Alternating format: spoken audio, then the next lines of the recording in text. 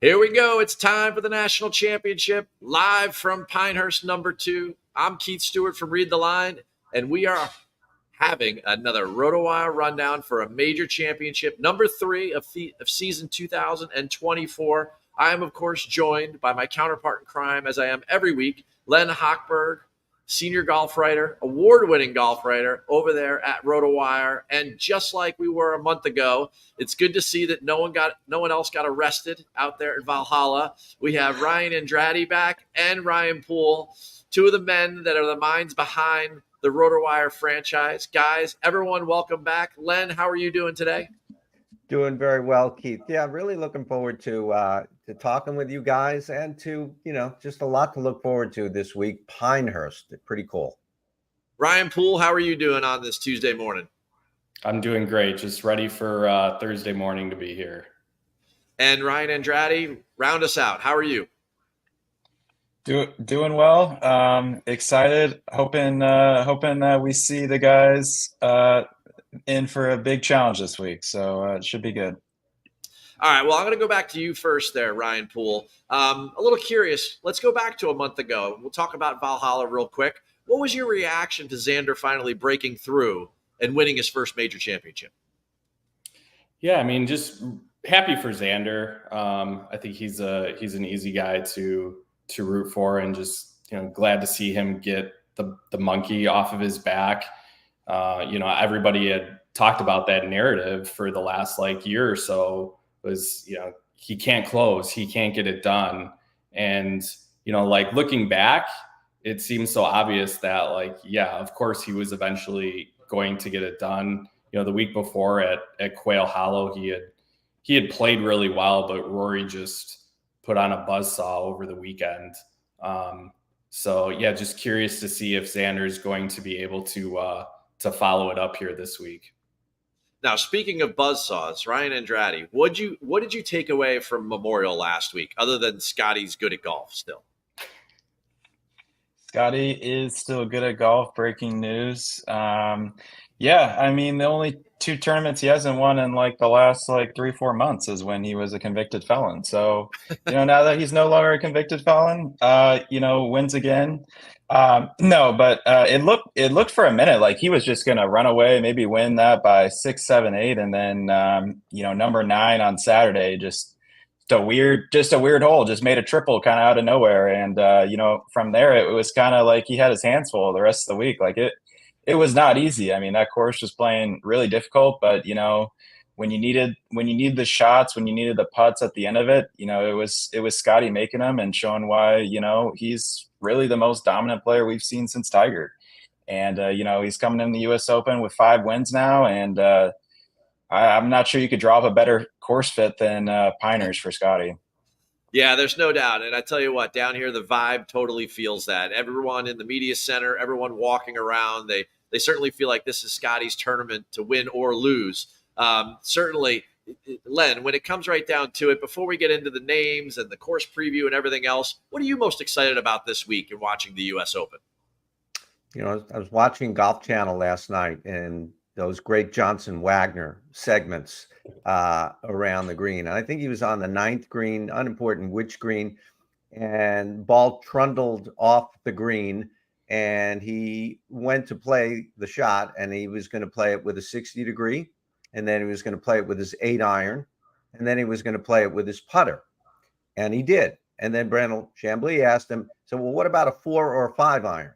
So what I'm most excited about this week is the play around the greens. There's too many golf courses where every player will take every shot the exact same way. There's only one way to do it. There seem to be many ways to do it at Pinehurst, especially around the greens. And that's really something I love to see. And it turned out for Johnson Wagner that the putter was the best club of all of those for him. And we saw that 10 years ago with Martin Keimer, where he used the putter a lot and ran away with the tournament. So just all the different opportunities to take different shots and think different ways, and really, really to help identify who was playing the best. So that's the most exciting thing for me that makes this course different from most that we see. All right, well, then, you know what? Let's get into it a little bit. Let's start to see what the factors are that you are using when you are building out your DFS strategy, or and maybe I'll interject a couple things when I start talking about betting strategy as well. I have a couple questions for you there, Mr. Hochberg. The first one of which is, when it comes to the history of the U.S. Opens here, how much are you weighing what has happened before when it comes to the 2024 version of this national championship? Well, I always take into account all the majors and an accent on the actual one that we're playing, especially the Masters, which is at the same course every year.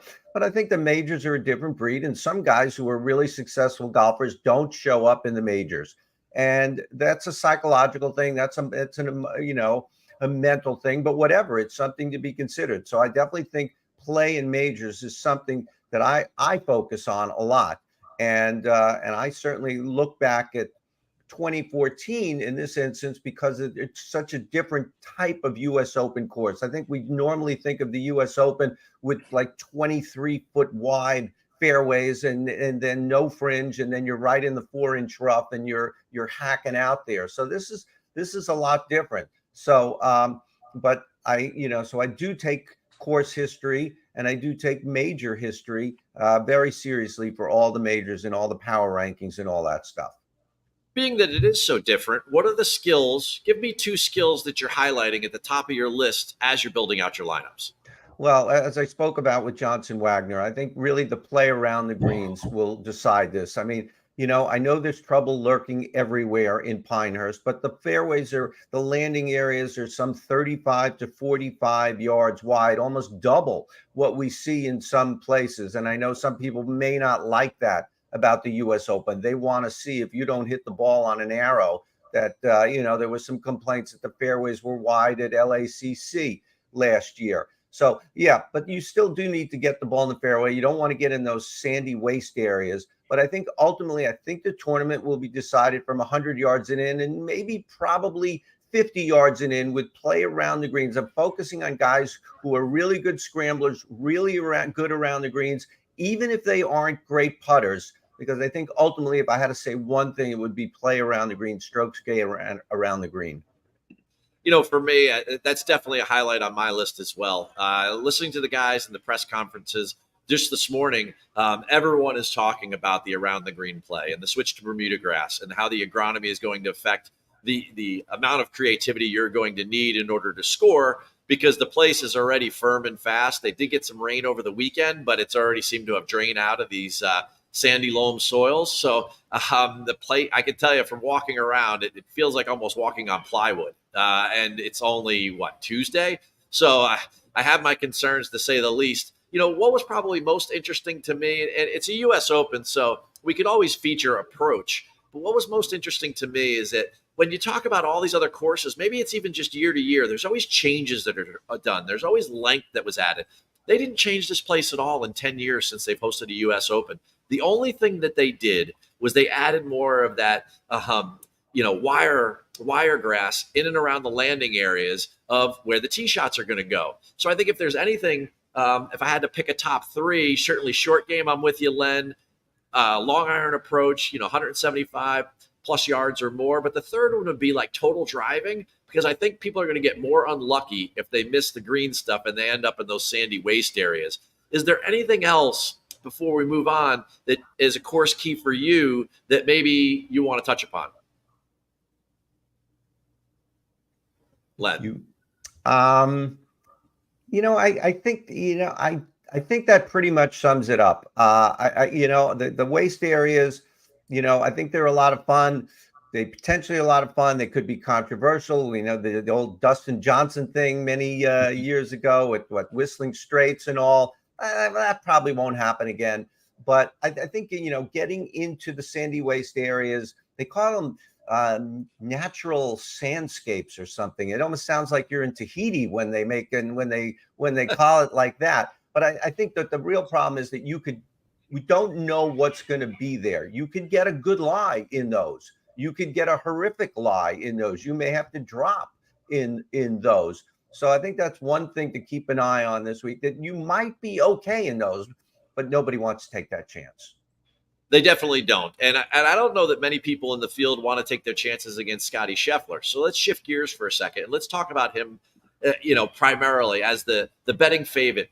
We haven't been down this road in a really long time, probably since before 2010 when it comes to the days of the dominance of Tiger Woods. But Scottie is playing that level of golf when it comes to the betting board, and also when it comes to the how much he's going to cost you to put in his DFS lineup.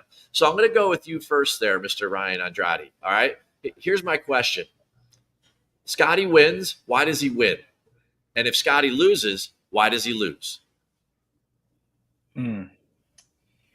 I think it's going to come down to Scottie gets a couple bad bounces and Scottie ends up in some of those bushes you don't want to be in that you guys were referencing. I think the thing about this course, the fairways are wide, but there's also a number of them that are sort of camp pretty hard in one direction. And especially if it gets really firm, they might end up playing, a lot narrower than, the distance from edge to edge. So yeah, I mean, if he's a little bit off with the driver, I don't know if this is a place where you're going to have to use driver all the time, to be honest, with how firm it is. But he gets a couple bad bounces here and there, gets stuck in a bush, makes a quick double or triple. It's going to come down to little things like that. With how much of an emphasis there is on this course of, hitting the middle of these, what do they call it? The turtleback greens. I think that's what everybody's going with.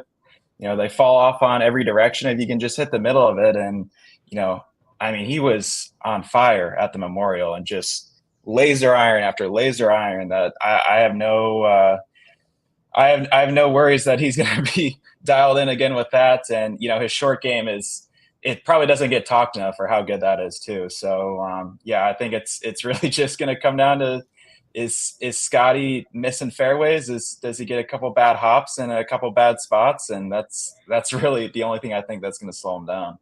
All right, Ryan Poole, when you break it down, he seems almost unstoppable.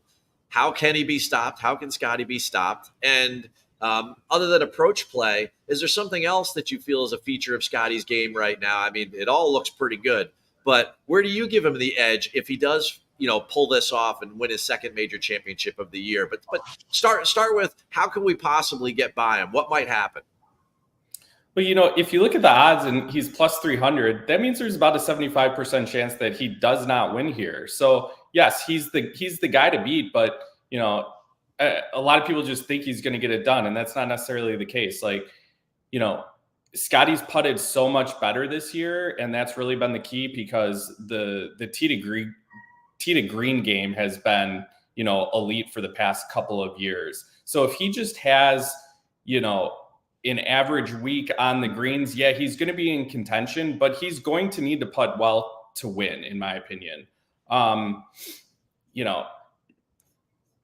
You also have to think both of Scottie's major wins are at Augusta. So is that looming in the back of his head?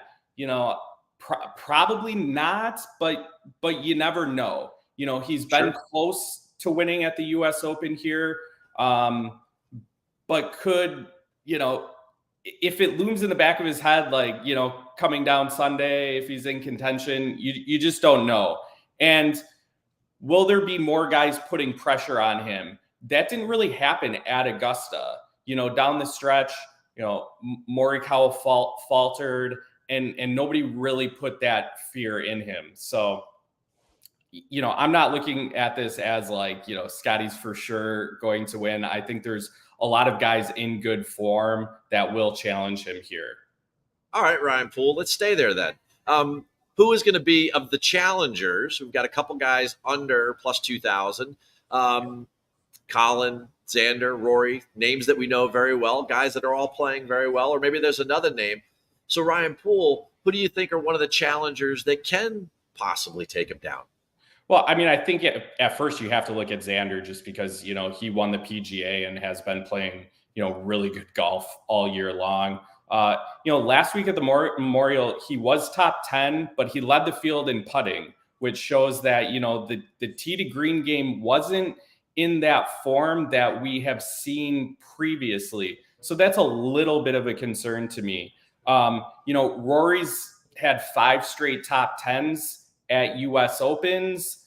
I I don't know if this is going to be the ideal course fit for him. However, I don't know if he's going to be able to dominate with driver like at a Quail Hollow.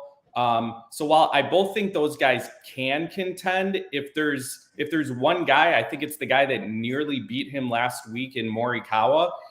Colin's been dominant since the Masters. He's put himself in contention a bunch, and he has that all-around game with no real weakness that I think will fit Pinehurst really well. Colin Morikawa, 3rd, 9th, 16th, 4th, and 2nd at Memorial. So that's the run he's been on since the Masters that you talked about. Ryan Andrade, do you agree with him? Is Morikawa the guy that can do it? Is it Xander? Or maybe do you have a different name than one of the ones that Ryan Poole mentioned? Yeah, I think those are the two guys that came to mind immediately was Morikawa and Xander. I think, the way their games are, they're built to win in a variety of different ways. And I think really the thing with Morikawa too is that his short game has gotten so much better the last, couple months. That used to be one of the things, short game putting, with him that you just never know. You knew he was going to be in the fairway. You knew he was going to hit his irons close. It was just, short game putting, but his short game's really come around recently. And so, yeah, those would be the two I would say that would have the best chance of challenging him. Bryson DeChambeau, I think, is worth mentioning just because he's been right there at the first two majors this year, just like Morikawa was. And, it'll be interesting to see what he elects to do. I think, Ryan was spot on with McIlroy, where like, this isn't really a place where I'm seeing a lot of drivers from those guys. It's more of a positional golf course. It's not one you can overpower. It's not a classic US Open setup, like a Winged Foot that Bryson won on, where it just pays to be as far down there as possible. And, whether you're in the rough or the fairway, he's going to have a better shot to get it close than you. So, yeah, I'll be interested to see him. Brooks Koepka, I also want to watch him just because, we talked about, he's always there in majors, but the last few, he has really not been there to be seen on the weekend at all. I think really ever since he won the PGA last year, so the last 4 majors, he has not really been a factor at all. So it'd be interesting to see if he could work his way in contention also. Now, you guys have piqued my interest on the possibility of maybe Scottie not getting it done. Obviously we all think he could win by 5, or if he won by 10, or he won like Keimer. I guess probably no one would be surprised. But, 15 of the last 19 U.S. Open winners, this championship has been their first major championship. So maybe it is the luck factor. This case, it could be the Wiregrass. I'm not quite sure, but I'm going to go around the horn here. And I want to get a name of a guy who could be a first-time major winner, right? So everyone be thinking of somebody. And that's, they could be anywhere on the DFS board or whatever, but they can't be somebody that's won one in the past and you think that this is a good course fit for them. Give me a name and maybe a sentence as we try to work our way through this right now as quick as we can. But I'm curious about it because I think about who can beat Scottie, right? There are some other guys that are out there that have been bridesmaids in major championships before that haven't really crossed the finish line. So I'm going to go to you first there, Ryan Poole. Give me a name somewhere further down the board that could be a first-time major winner that could take Scottie down. Keith, I'll go down to Tommy Fleetwood. Love it. Fleetwood's another one of these guys where like you look at his game and you're like, what doesn't he do well? Like, he's relatively long, straight. The irons are generally in really good form.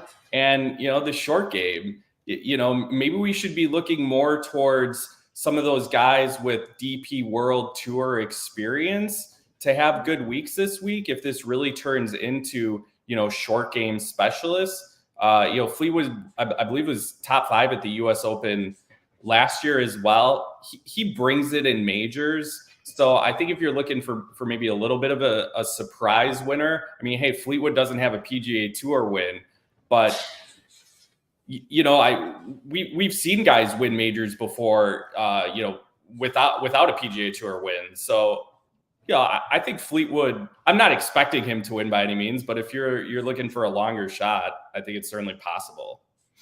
I'm looking for a guy that hasn't won a major championship yet, and he would fulfill that trend. I mean, the U.S. Open, when I said that, 15 out of 19, it's far ahead of the other three majors as far as first-time winners. So, Len Hochberg, who do you think could be that first-time winner?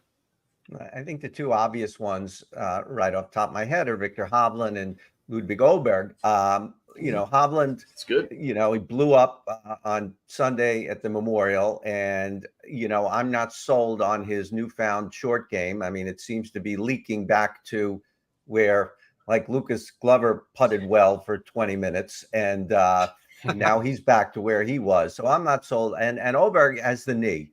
And, he played worse every round. I mean, course conditions and the weather dictated that at Memorial, but he shot worse every day. And now he's got to play. And he was playing on a month off, and now he's got to play 2 weeks in a row on that knee. So kind of discounting him as well. And I do like Fleetwood. Fleetwood would be my next pick in that regard. So I agree with Ryan there. And I heard Adam Scott talking during the week that this has links style components to it. There are some links familiarity to Pinehurst. And so Fleetwood wins a lot in Europe, but not here. But he does have 3 top 5s in US Opens, including last year. He plays great in this tournament. He plays great in a lot of majors. And that would be pretty something if his first win were in a major. All right, that's 3 really good non-major winners, right? You might have one of the same guys. You might have a different guy, but I'm curious, Ryan Andrade, to answer my question, who might your non-major winner be that could break through right here at Pinehurst number 2? I think this guy's got a really good shot at it. He's plus 7,500. It's Sepp Straka. Yes. All right.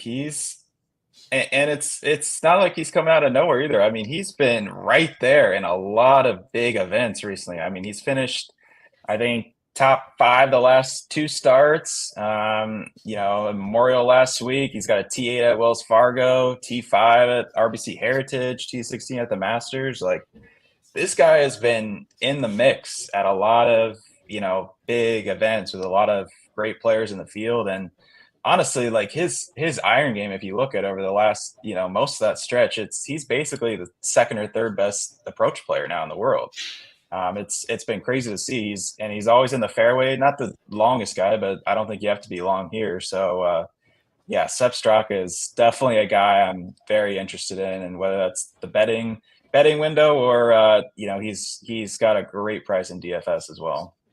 All right, well, now we're stirring the pot. I love it. We got guys further down the betting board that we're picking in order to win and take down Scottie, Sepp Straka, University of Georgia guy, Bermuda grass. All of that makes sense to me. I love the ball striking there as well. So let's transition over to the DFS board real quick, and we'll break it up. So that way, we kind of get some flow to this or whatever. Len, I'm going to start with you at the top of the board.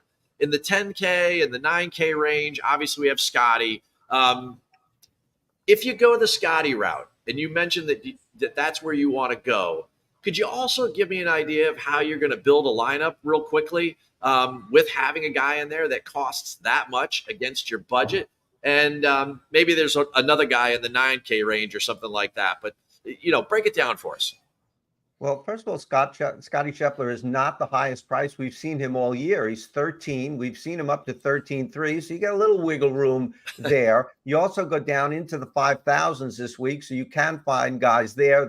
Isn't much there that I do like. But there are, it's in every major, when every guy in the world, including the live guys this week, are there, guys bleed down into the 7s, even to the 6s. I mean, Ben On is 7,100. Russell Henley is 6,900. Put both of those guys in the lineup with Scottie Scheffler. I haven't done the math there, but that would be my first thought there, because you're going to have to go low. If you go with Scheffler at 13, you're going to have to dip down there. So I do like that. Or even Webb Simpson at 6,000. He knows this course. I'm, kind of high on him. So I know I'm stealing somebody else's 5,000s and 6,000s and stuff there. But anyway, so that's where to go with Scheffler. At the other 10s, what Ryan was talking, this isn't a Rory course, and Rory's and majors don't seem to really mix very well lately. So I'm not going Rory. Xander, I don't think Xander will win. It's not, recency bias tells us, oh, he's going to start winning majors. Phil Mickelson, when he finally won one after all that time, he went 7 more before he won another one.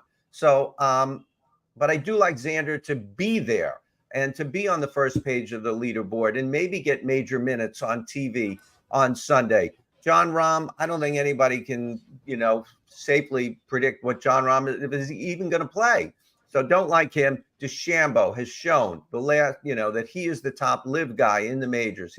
He showed at the PGA that he can do it in multiple ways. He was 6th in around the green, 19th in putting. I like him. So I like Scheffler and Xander and Bryson in the 10,000s. Your 9,000s have only 5 guys, and I only like one of them, and he's the obvious one. Hovland and Hochberg, I told you why I don't like them a few minutes ago.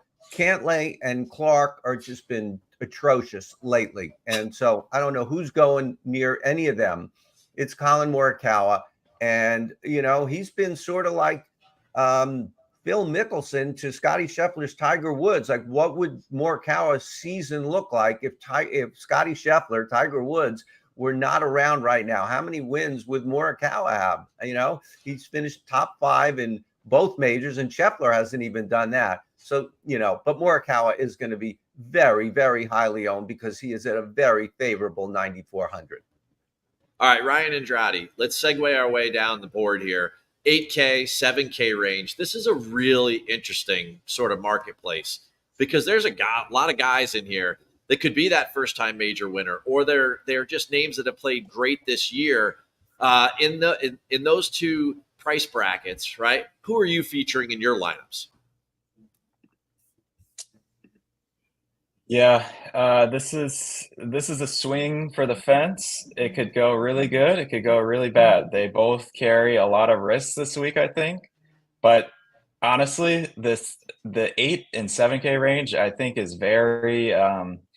It feels a lot slimmer than it normally is for like a big event like this. For whatever reason, the 6K is absolutely stacked with guys. You could pick 15, 20 guys out of there. So, but back to the 8K range. The 2 guys that I'm looking at this week are Cam Smith and Hideki Matsuyama. Cam Smith has not been playing great recently. He did have a T6 at the Masters, but most of this year it's been a little bit of a struggle for him. The driving, so it's right off the fairway. It's really bad, but if you hit it way, way offline, it's actually not quite as bad. It's not quite as patchy out there. So I could see a scenario in which Cam Smith is just scrambling his way to contention, just, chipping out here, putting out of his mind. Like, that's just what Cam Smith does. And this just seems like a type of course that Cam Smith would do really well at. Hideki, he's only played twice since the Masters. Like, I had to look at that, and I was like, wow, he's only played twice since the Masters. And, there's always an injury concern with Hideki. He might withdraw on Thursday morning. You just kind of got to take that risk. But I mean, at 8,000, I think it's tempting. It's very tempting. He's been great at the U.S. Open too. I mean, he's 10 for 11, and he's got 6 top 20s. And he's 3rd in strokes gained tee to green this season. He's right behind Scottie and Xander, and he's leading in strokes gained around the green. That's one thing that nobody talks about enough with Matsuyama is how good his short game is. So those would be the 2 guys I would look at in the 8K range that I really, really like. 7K range, it was a little tougher for me, but I liked Sanjay M at 7,100. I think that's it's a very good price for him. He's in great form. He's got 5 top 12s in his last 6 starts. I think the only reason he's down this low is just because his major record isn't the greatest. But I mean, when you look at a guy that's going to fit this course well, I mean, he's accurate off the tee. He's got a really good short game, and he's a pretty darn good putter. And his iron play it's been better, I think, but it's been coming around. He's gained in 4 of his last 5 tournaments approaching the green. So that would be somebody right at the bottom half of the 7K range I would look at. Ryan Poole. All right. Ryan Andrade set you up. He said that, the whole tournament is going to be won and lost in DFS strategy in the 6K range. He was willing to give up his 8K and every 7K guy for these 6K guys. Who are you featuring down there in the value center? And do you have anybody that you want to talk about in 5K? Yeah, so I think Ryan's right. There's a lot of guys in this range that really jump off the page. One of the guys that I was planning on talking about was Straka, because he's just so criminally underpriced at 6,500. It just doesn't really make sense. If you're doing a cash game lineup, he's such an easy guy to just plug in. If you're doing tournaments, he's going to be more popular, but because there are a lot of guys in that range, I think he stays probably under 10% rostership. One guy I'm looking at too, if we think that Muirfield Village will be like somewhat of a similar, comp course, just in that it played very difficult, and Christian Bezenau played really well last week. He's one of the best short game players in the world. He's not particularly long, which can hold him back on a lot of courses, but like you guys were mentioning, if it plays firm and distance isn't as important, I think Bezenau could be a nice play at 6,200. If you're looking down in the 5K range, because you want to put Scheffler, maybe you want to pair him up with, somebody else, even that's in the 10K plus range. I'm looking at David Puig at 5,900. Not everybody's familiar with him because he's on Live and he's only 22. So we haven't, really seen much of him unless you're really tuning into the Live Tour, but he's coming off a tied for third finish in Houston last week, was 2 back of Carlos Ortiz. So he's a little bit of a risk, but in taking down one of these, big GPP tournaments, you're going to have to take risks. And he definitely has that ceiling potential. Was T39 in his first major appearance last year at LACC. All right, I like all of those names. Those are some good, especially Puig. I got to give that guy credit. I mean, there is no easy path to getting in these major championships for somebody at his level of golf, and he's grinding away on the Asian Tour, and he's doing the best that he can. So you got to give that guy credit. I mean, it's almost like he's U.S. Open or Open qualifying every week of his life in order to get into these big events. So I think you have to give that some credit. All right, let's transition over to the betting board. I'm going to go back to you, Ryan Andrade. Give us your winner, who you would bet to win, and maybe let's have some fun and let's maybe do a placement. Like who's a guy you'd be featuring as either a top 10 or a top 20? Well, I mean, I'm not gonna make some crazy pick on who I think is gonna win. I think it's gonna be Scottie. Even at plus 300, I mean, it's just boring. He's playing. It is boring. It is boring. I got Scottie at 7 under this week. I think he wins 7 under by 2 over Xander and Colin. I think those two are going to be right there chasing him down like they have, a lot of the last several months. I think, Pinehurst has played really tough, but, I think there's going to be a lot of wedge opportunities this week with how firm the fairways are, and, giving Scottie, a certain number of wedge shots, he's going to get a lot of them really close. And honestly, if you do hit them close to the flags here, the putts are actually pretty simple. If you get them really close, it's when you have the long ones, when you're 30, 40 feet away from the hole, that it's just good luck. And you might putt a bunch of those off the green. So, yeah, though, I mean, it is boring, but I'll take Scottie. For a placement one, I Sepp Straka was another one I had for a top 10 at plus 550 because he's been playing in the top 10 like every week basically. Yeah. And then top 20, I actually had Siwoo Kim at plus 275. He already has 8 top 20s this season, so it's he's right amongst that group every week, it feels like, and it should be a really good fit for him. I mean, he's very accurate off the tee. He's 9th in strokes gain approach, and we know he's got a tremendous short game. So, that would definitely be somebody for a top 20 placement I like. All right. So in the betting world, you're going very high ceiling, taking Scottie at plus 300 or 3-1. And then in your placements, you're going low floor because both those guys missed the cut at the PGA. But you feel confident, though, which I like. All right. Len Hochberg, we're going to go your way, right? So brief explanations, please. Winner, and just give me one placement, your best bet on the placement board. Yeah, I mean, it would be very easy to pick Scottie Scheffler, and I think, you know, if somebody says you got to pick one, it's Scottie Scheffler, but that's not helping anybody right here. And so, a guy I'm really looking at is a guy we mentioned briefly. Ryan mentioned him. It's Cam Smith. You know, his driver is all over the place, but as also Ryan mentioned, I think that you don't need to use driver, and a lot of guys won't use driver this week. And then when you're around the green, I firmly believe there's nobody better in the world than this guy. And there are going to be a lot of 10-footers for par this week. And I don't know how many people I'd rather have taken them than Cam Smith. So, you know, 6th at the Masters. Yes, he had 150 on the back 9 last week in Live. I don't know what happened there. But, you know, that was just 9 holes. A placement.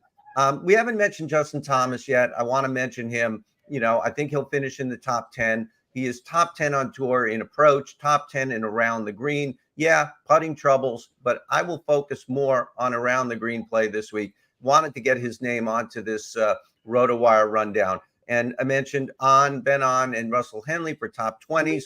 And I also want to throw one other name out there because we haven't really mentioned it, but at 5,700 back in the DFS thing, why not take a chance on Martin Kaymer? He knows how to play the dang course. If you got to go way down there, he already knows what to do. Whether he can still do it or not, I don't know. Martin Kaymer's been great on Live lately. You know, he was all right at the PGA. I love it. Down at 5,700 land. Okay, Ryan Poole, your winner, and give me a placement. Yeah, so my winner is Brooks Koepka. I think a lot of people have soured on him because of, you know, underperforming in the first 2 majors. But, you know, a major venue like Valhalla where, you know, the winning score was in the 20 plus under, that's just not going to be the type of venue that he wins at. This feels like it's one that he will thrive in. Difficult conditions. He's a 2-time US Open winner, 20-1. I like Koepka. And then for a placement bet, plus 750, I'm going towards Alex Noren. You know, Noren's one of those guys that's like quietly just had like a really consistent year. 9 top 25s in his last 10 starts. So he's constantly in contention for a top 10. And then if we're looking at like bogey avoidance being a key stat this week, staying out of trouble, he's 3rd in the category this season. All right, so I love the Noren pick, especially because, I mean, he's one of the few guys when I'm out here all the time that other guys go to him and ask him how he hits certain short game shots. Yeah. So you know that he knows how to get it done scoring with a wedge. Now, for me, I'm going to go with the guy to win who's on the heater just like Scottie. It's just, you know, he's come up a little short like he did last week at the Memorial, and that's Colin Morikawa. I love that he's back with his original coach, and I think it gives him an edge because Rick Sessinghaus, who teaches him full swing, also teaches him the mental side of his performance. So I think that dual weapon is enough maybe in this heat with a couple bad breaks for Scottie for him to break through. On the placement board at a top 20, I'm going to go after a guy like Keegan Bradley. He's plus 260, and here's a guy who came in 4th place in 2014 here. He has a very much underrated short game. The guy is an extremely good pitcher of the golf ball. He's top 10 on tour in par 4 scoring, NT to green, and you mentioned Martin Kaymer before. T4 in 2014 for Keegan Bradley. The only guy who had more birdies that week on Pinehurst No. 2 was Martin Kaymer. So I think Bradley can still score here, and he's very motivated by the Ryder Cup snuff. So before we get out of here, we haven't mentioned his name once, and I can't believe it. Not one person's brought him up. So I need a yes or no answer. All right, I'm going to go with you first, Len. Will Tiger Woods make the cut? Yes or no? No, he won't. You know, this is, I'm asked this whenever I do any of these major things, and I always say, this is the one I'm hoping I'm wrong about. I have Tiger Woods in the 80s somewhere in my power rankings. Shameless plug. I don't think he will make the cut. No. Ryan Poole, will Tiger Woods, yes or no, make the cut? I have no on Tiger making the cut. He's plus 220 to make the cut. So the odds makers are giving him, roughly 30% chance. Unfortunately, Tiger's just hasn't really been that competitive. You have to go back over 4 years to find a top 25 even. So I'll go no. Ryan Andrade, same question. Yes or no? No as well. And I think the big reason why is that short game is going to be so important this week, and it's tough to dial in your short game when you don't play. So I think that's really what it's going to come down to.